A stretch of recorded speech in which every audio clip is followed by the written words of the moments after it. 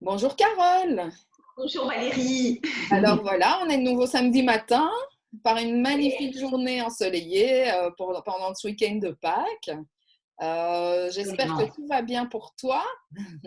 Eh ben oui, oui. Ah oui, j'espère. Oui, j'ai la chance d'être en Bretagne. Il fait divinement beau. Ouais, c'est magnifique. Voilà, super.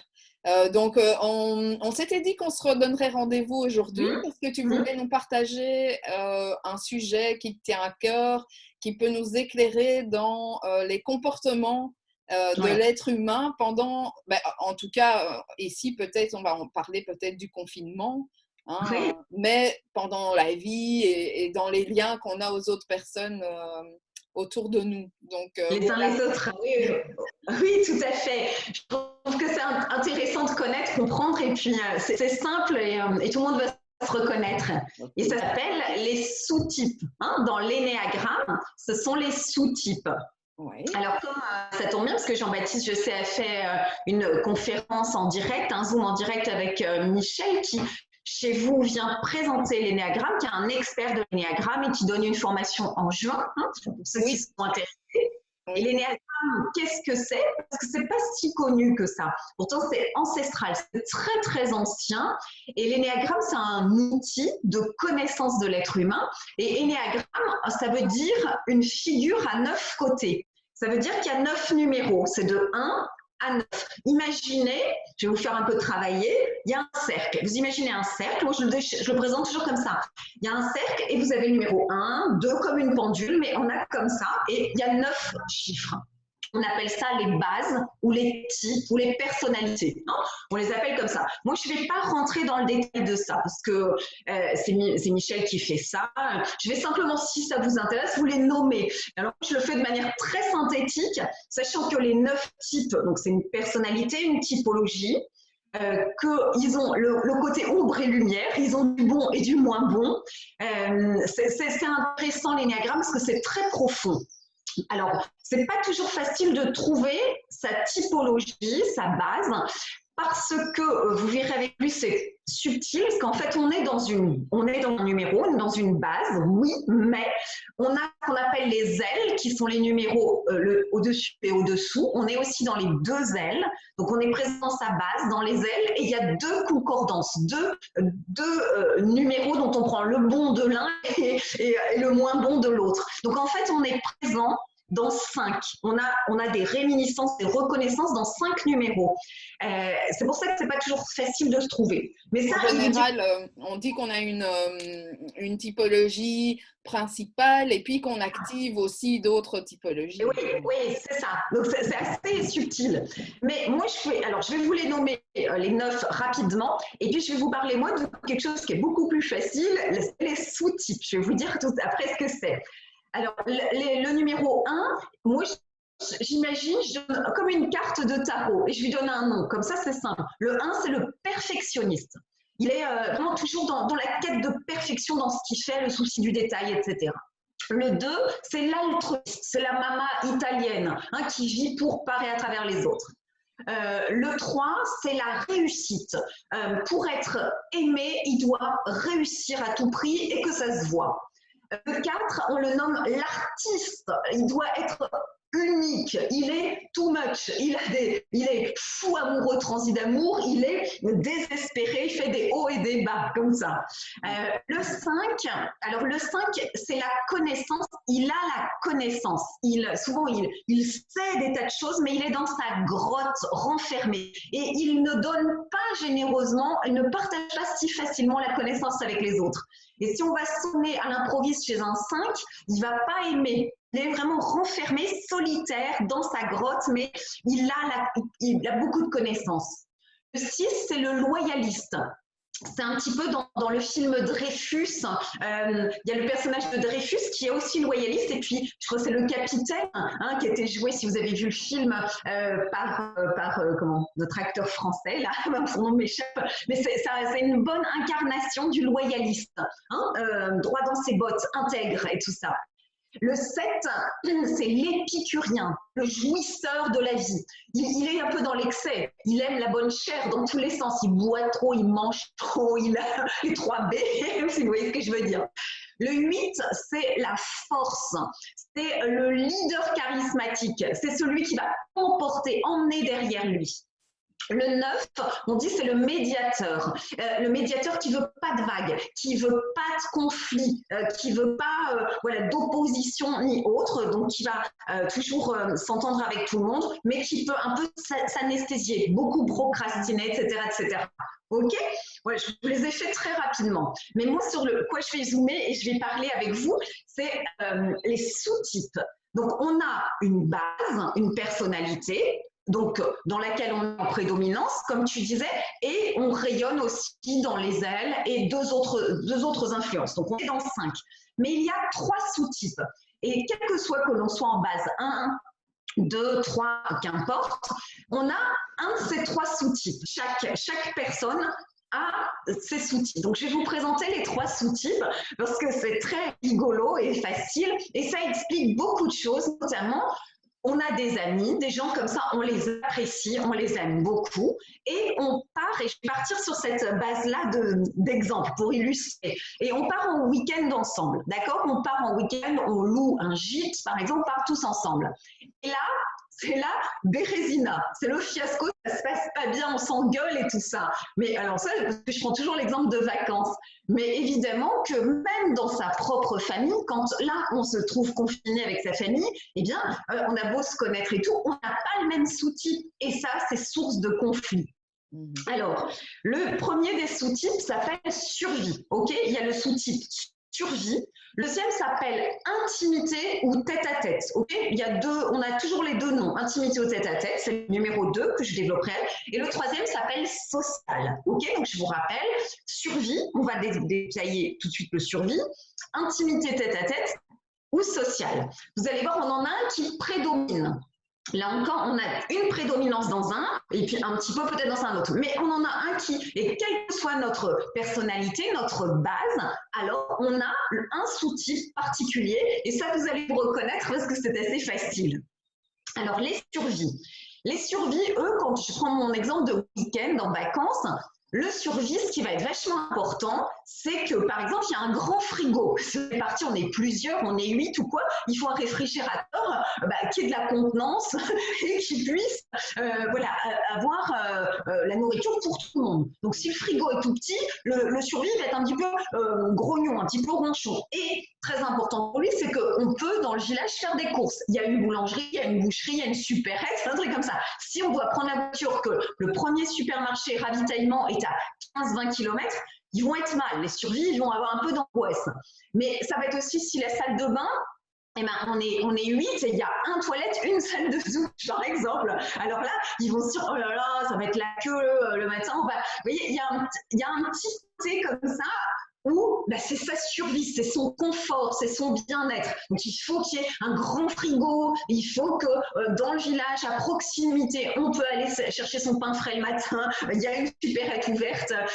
Donc, ça va l'apaiser et ils vont être bien. Sinon, ils vont tout de suite commencer à angoisser et tout. C'est l'anticipation aussi, l'anticipation, le fait qu'on ne veut pas on ne veut pas manquer et tout. C'est un petit peu ce qui a été stimulé chez les gens qui avaient peur justement du confinement tout au départ. Hein. Alors, ceux qui se sont rués, alors là, c'est sûr, c'est une bonne illustration. Ceux qui se sont rués dans les supermarchés, qui ont pris des rouleaux de papier toilette à foison, de la farine, voilà, qui ont rempli les placards comme si on était en temps de guerre, alors qu'on a sans arrêt, en plus, dit qu'on ne manquait pas, que les magasins seraient approvisionnés, c'est les survies. Évidemment, le survie, c'est précipiter au supermarché et à bourrer le caddie à ras-bord. Ça, c'est sûr. On m'avait raconté une fois une anecdote très rigolote, mais d'ailleurs, en parlant, en préparant ce Zoom, tu m'avais dit, moi, par exemple, j'emmène mon oreiller partout avec moi. Je ne peux pas partir. Moi, je suis survie. Moi, je cumule la mama italienne altruiste et le survie. Donc, autant dire que chez moi, tout est toujours les placards sont pleins. tout le monde soit accueilli et tout, mais que moi, j'aime bien mon confort. Et oui, je prends mon oreiller avec en vacances quand je peux, quoi. Oui, c'est bien parce que ça va parler à des gens. Hein, il y a pas mal de gens survie. Et un jour, on m'avait raconté une anecdote assez rigolote mais on ne parle pas du tout de ça. La personne ne connaissait pas, mais j'ai adoré son histoire et je vous la transmets. Il me dit qu'il a fait une croisière en voilier. Alors, évidemment, sur un bateau, vous imaginez, là, le confinement, pour le coup, est maximal. Ils étaient partis, un groupe, je ne sais pas combien ils étaient partis pour une durée, par exemple, 7 jours. 7 jours de croisière en autonomie, en autarcie, avec les vivres, avec tout. C'était un bateau à voile, un voilier, mais vous savez bien que sur un voilier, il y a toujours un moteur au cas où il se passe quoi que ce soit. Et en fait, au moment de revenir, donc de rentrer au port, de rendre le bateau et tout, donc sur le trajet du retour, il s'est avéré qu'il y avait un petit inconvénient, c'est qu'il n'y avait plus de vent. Rien de bien grave, rien de bien méchant, mais plus de vent du tout, pas un pouce de vent. Et que le moteur ne fonctionnait pas. Voilà, le moteur était HS et ne fonctionnait pas. Donc, bien évidemment, il y avait un inconnu et une incertitude sur le moment de rentrer. Et combien de temps ça allait prendre? Ça allait évidemment empiéter, déborder et prendre plus de temps. Ça, c'est une certitude, mais combien, on ne savait pas. Et là, sur le bateau, les survies ont commencé, ce qu'il y avait, la nourriture exactement pour les 7 jours. Et là, combien de temps ça allait prendre avec ce vent complètement tombé et tout? Bon, inconnu. Les survies ont commencé un peu à être mal, à s'énerver, à se sentir pas bien. Alors, il y en a qui ont voulu envoyer, déclencher la balise de détresse. Mais les autres l'ont rattrapé parce que ça, si on déclenche la balise de détresse et qu'il n'y a pas de danger de mort, que la vie de personne n'est en danger, ce qui était, on a une amende terrible. Enfin, il faut absolument pas faire ça, c'est complètement interdit. Là, il n'y avait pas de danger de mort, il y avait juste plus de vent. Donc, il y en a eu qui ont eu cette idée-là et tout. Et puis, ils ont commencé à être nerveux, tendus, les survies. Et alors, ils commencent à me dire, et à bord du bateau, figure-toi, il y avait un chien. Alors, moi, j'ouvre des grands yeux comme ça. Je me dis, non, c'est pas possible. Je dis, mais ils n'ont quand même pas bouffé le chien. Enfin, c'est pas possible. Après, il a laissé un suspense et il me dit, bah, figure-toi, qu'est-ce qu'ils ont fait? Et alors, je n'osais pas imaginer qu'ils avaient pu manger le chien.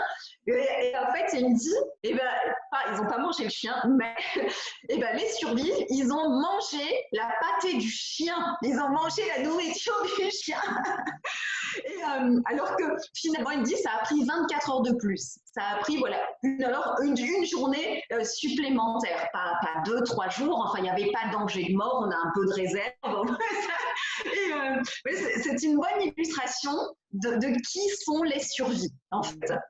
Et eux, quand ils arrivent à une fête, à une soirée, que c'est l'inconnu, ils veulent savoir, par exemple, à quelle heure on va manger. Est-ce qu'il y aura un repas, à quelle heure on va manger, si leurs besoins vitaux vont être assouvis et satisfaits. Le deuxième sous-type s'appelle, on le trouve sous le nom de intimité ou tête-à-tête. Alors là, c'est assez rigolo aussi. Je dirais que c'est un focus monoproduit. Par exemple, on prend ce week-end, ce week-end entre amis qui est organisé, et disons qu'on avait mis un thème, une thématique. Alors, ça peut être qu'on est parti visiter des abbayes romanes. On est dans une région et on fait le tour des abbayes romanes. Ou ça pourrait être qu'on va jouer au tennis, un truc comme ça. Et bien, ceux qui sont très intimité tête à tête, ils vont être vraiment dans leur optique. Donc, on visite des abbayes romanes. Et ils veulent se bouffer de l'abbaye romane matin, midi et soir. Je caricature un peu, mais ils veulent en voir au moins une le matin et une l'après-midi, voire deux le matin, deux l'après-midi. Si jamais quelqu'un propose une petite variante, s'il y a un jour où il ne fait pas beau, quoi, et il y en a qui disent, tiens, si cet après-midi, on allait au cinéma, par exemple, et bien ceux qui sont intimité tête à tête, ils vont être grognons, ils vont pas être contents. Ils vont dire, oui, mais on n'est pas venu là pour aller au cinéma, ça, on peut le faire, on est venu là pour visiter des abbayes romanes, on a fait un programme, on en voit 2 par jour, et ouais, c'est un peu focus comme ça sur un truc. Ça sera la même chose si c'était pour jouer au tennis. Si un jour, pour une raison ou une autre, on ne joue pas au tennis, mais on fait quelque chose de culturel, quelque chose autre, eux, ils sont pas contents parce qu'ils sont venus là dans cette optique et il faut en faire fort. Mais ça peut être aussi, c'est pour ça qu'on dit intimité, c'est que, par exemple, il y a ce week-end entre amis, mais il y a une personne qui est venue, elle est venue pour être avec son copain, par exemple. Elle est venue pour être avec son copain et profiter de lui.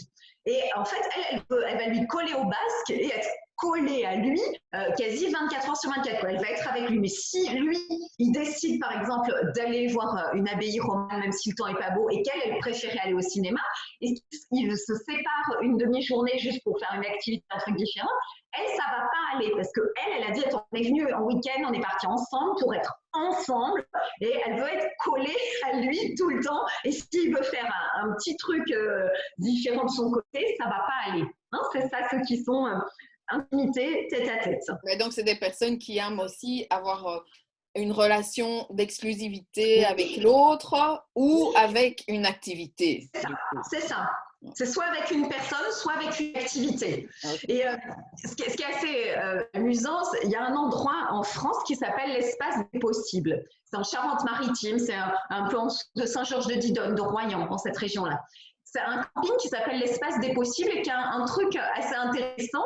Les gens qui connaissent, ça les fera sourire parce que quand on va à l'espace des possibles, c'est sûr que là-dedans, il n'y a pas de survie. Les gens survivent, n'y vont pas. Pourquoi? Parce qu'il n'y a pas de confort. C'est pas hyper confortable. Et puis, il y a bien un restaurant, enfin une cafette et tout, mais c'est pas très bon. On mange pas super bien. Enfin, on mange, hein, mais voilà, faut pas être un gourmet. C'est pas confortable et tout. Donc les survies, c'est pas, ça leur conviendra pas. C'est pas un endroit pour les survies. En revanche, quand on va là-bas, on anime un atelier. Donc, on peut animer un atelier et suivre des ateliers. Et c'est des ateliers, il y a tout, c'est quasi illimité. Donc, moi, j'enseigne l'hypnose quand je vais là-bas. Je fais des initiations à l'hypnose puisque c'est mon domaine. Mais on peut faire des choses en développement personnel et quasiment tout. Mais de la danse, de l'artistique, de l'argile, du sport et différents sports. Il y a du tango. C'est quasi illimité. Il y a des activités, des ateliers et c'est des ateliers de 2 heures. Et donc, on en donne un, on en anime un, et après on peut en prendre toute la journée selon ce qui nous plaît. Donc les gens qui vont là-bas, évidemment, on y va parce qu'on a envie de vivre des ateliers, on a envie de découvrir et s'initier à des choses et à beaucoup de choses. Mais on n'y va pas pour la survie. Et puis, ça peut me faire le lien avec le troisième type qui s'appelle social. Alors, il n'y a de toute façon à l'espace des possibles que des intimités tête-à-tête pour faire plein d'ateliers découvertes comme ça. Et puis social parce il y a beaucoup de gens et qu'on rencontre des gens et qu'on vit avec l'autre et qu'on partage. Parce que le social, lui, il est parti en week-end avec ses amis pour être avec ses amis. Il veut qu'on soit tous groupir, tous ensemble. Et si jamais, par exemple, un soir, dans le week-end, il y en a quelques-uns qui vont faire un cinéma, d'autres qui vont, je sais pas, dîner en ville au resto, et quelques-uns restent dans le gîte. Ceux qui sont sociaux, ils vont pas être bien. C'est à leur tour d'être grognons. Ils vont dire, ouais, quelques-uns partent en ville manger au resto, quelques-uns vont faire un ciné, et quelques-uns, et on est partis ensemble. On est parti pour être ensemble, pour vivre ensemble. Et les sociaux, ils veulent être ensemble 24-24. Ils veulent vraiment être toujours groupir. Et ils sont bien que s'ils sont ensemble avec les autres. Voilà, c'est rigolo parce que, alors j'espère que vous êtes reconnus, ceux qui nous écouteraient, dans un de ces 3 types. Et c'est ça, ça explique beaucoup de conflits et de difficultés à être ensemble, à vivre ensemble. Et je pense que ce qui est intéressant, c'est comme dans l'énéagramme avec les types, c'est la même chose pour les sous-types. Il n'y a pas un sous-type qui est mieux que l'autre.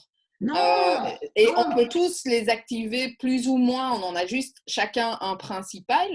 Et puis, ce qui est intéressant, c'est de savoir comment chacun dans son entourage fonctionne pour pouvoir vivre au mieux ensemble. C'est vraiment ça. Oui. Quand on connaît ça, on peut se dire, tiens, là, c'est mon survie. Des fois, quand on angoisse un peu, on dit, ah, ça, c'est mon survie qui prend le dessus, hein, je vais mettre un peu au sommeil. Ou ça, c'est mon intimité tête-à-tête, là, j'ai fait mon activité sportive aujourd'hui. Et c'est intéressant de se connaître, je trouve, de connaître sous-type. Et ça, c'est vraiment simple, mais c'est assez important dans notre vie et dans notre vie avec les autres, que ce soit notre famille, nos copains et tout ça. Et c'est intéressant de connaître ça et c'est amusant. Tout à fait. Ben, merci, Carole. Merci pour ce partage jovial et ben oui, c'est rigolo et puis ça crée des situations aussi où c'est peut-être intéressant de prendre un peu de recul, de voir ce qui se passe et pour pas tout de suite monter dans les tours et peut-être que ça peut aider des personnes qui sont confinées en famille parce que parfois c'est pas évident pour l'instant et donc merci pour ce partage. Avec joie. Alors, moi, je veux juste encore dire qu'on se voit jeudi. Donc, jeudi, le 16 avril à 17h en live cette fois-ci, parce que tu vas donc nous parler d'hypnose et de schémas répétitifs. Ah oui. Donc, les personnes vont pouvoir retrouver toutes les infos. Je le rajouterai dans le lien avec la vidéo, mais on a aussi un événement sur le site Humanéo et sur la page Facebook Humanéo où elles peuvent trouver le code d'accès pour la réunion Zoom et la conférence. Oui, parfait. Oui, ça c'est un Zoom en direct, une première. Voilà. C'est tout ce qui est schéma répétitif, comment fonctionne l'être humain entre le 0-7 ans, qui est le fondement fondateur et qui fait qu'on va refaire les mêmes scénarios, tout ça. Ça s'appelle l'homéostasie, je vous expliquerai tout ça. Voilà. Et alors, juste aussi rajouter que tu en as parlé, Michel Van Den Born va venir donner une formation sur l'énéagramme au Centre Humanéo et ça, c'est prévu le lundi 22 juin et le mardi 23 juin. On espère que d'ici là, on pourra tous vous recevoir à nouveau au centre. Ce serait bien. Voilà, à très vite, Carole. Bonne journée à toi. De même.